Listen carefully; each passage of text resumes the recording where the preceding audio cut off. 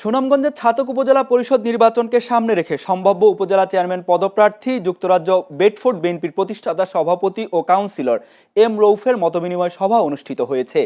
মঙ্গলবার রাতে যুক্তরাজ্যের পটনের একটি রেস্টুরেন্টে সভার আয়োজন করা হয়। চ্যানেল এসের যুক্তরাজ্যের প্রতিনিধি এহসানুল ইসলাম চৌধুরী শামীম জানান, সভায় যুক্তরাজ্যে বসবাসরত ছাতক উপজেলার বিভিন্ন শ্রেণী পেশার প্রবাসীরা অংশ নেন। বক্তারা বলেন, ছাতকের উন্নয়ন ও জনগণের অধিকার প্রতিষ্ঠায় ঐক্যবদ্ধভাবে কাজ করতে হবে।